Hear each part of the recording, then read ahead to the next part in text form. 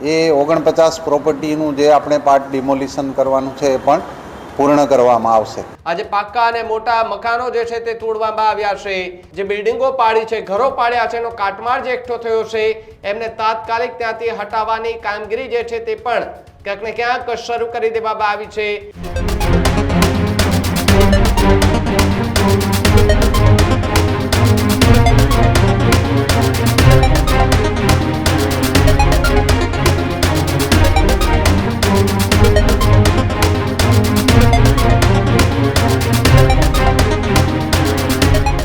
રાજકોટથી મોટા સમાચાર મળી રહ્યા છે। રાજકોટના જંગલેશ્વરમાં મેગા ડિમોલિશન પૂર્ણ થવાના આરે જોવા મળી રહ્યું છે। મનપા ડેપ્યુટી કમિશનર મહેશ જાનીની મોટી જાહેરાત જોવા મળી રહી છે।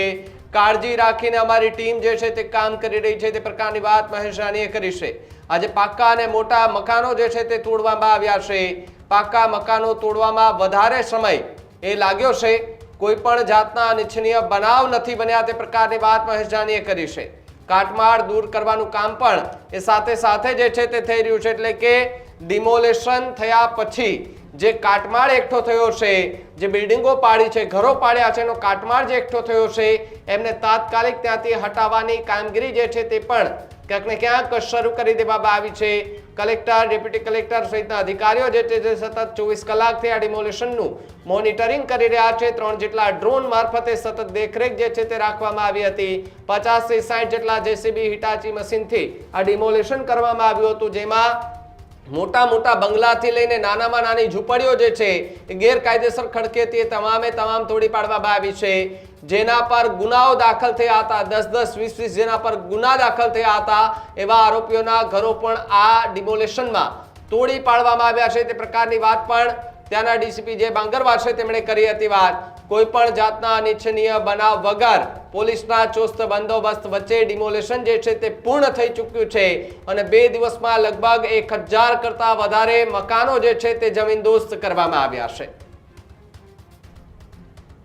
પાર્ટ ડિમોલિશન છે, જેમ કે 10 ફૂટની દુકાન હોય તો એમાંથી 7 ફૂટ તૂટતું હોય તો એ કાળજીપૂર્વક તોડવું પડે, એનું જે હકનું છે એ તૂટી ન જાય અને જે વધારાનું બાંધકામ છે એટલું જ તૂટે એવી કાળજી રાખીને અમારી ટીમો કામ કરી રહી છે અને આગામી 1 કલાકમાં એ 49 પ્રોપર્ટીનું જે આપણે પાર્ટ ડિમોલિશન કરવાનું છે એ પણ પૂર્ણ કરવામાં આવશે।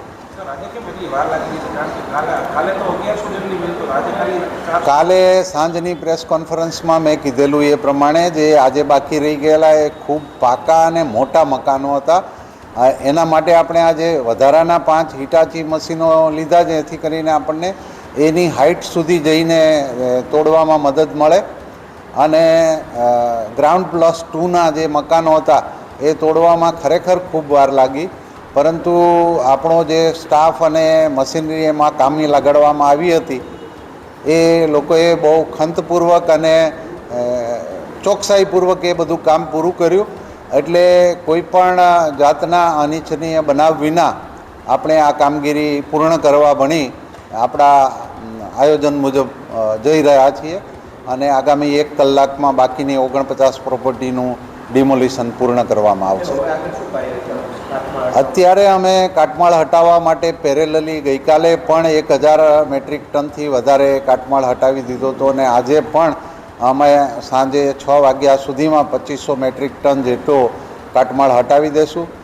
મોટા અમુક સ્લેબ જે નીચે પડ્યા છે એને ટુકડા કરીને લઈ જવા પડે છે, એ બધું કામ કાલ ઉપર રાખીશું, પરંતુ અત્યારે મોબિલિટી એસ્ટાબ્લિશ થઈ ગઈ છે। 2 વાહન સરળતાથી આ ટીપી રોડ ઉપર પસાર થઈ શકે એટલી જગ્યા કરી દેવામાં આવી છે। આપણા જે ડિમોલિશન વર્કમાંથી સ્પેર પડેલા જેસીબી મશીનો પણ આ ટ્રેક્ટરો અને ડમ્પરમાં કાટમાળ ભરવાની કામગીરીમાં જોતરાઈ ગયા છે અને એના કારણે ઘણો બધો કાટમાળ આજે જ ડમ્પ સાઇટ ઉપર નાખી દેવામાં આવ્યો છે અને આવતીકાલે અમને આશા છે કે સાંજ સુધીમાં સંપૂર્ણ એરિયામાંથી કાટમાળ આપણે હટાવી શકીશું।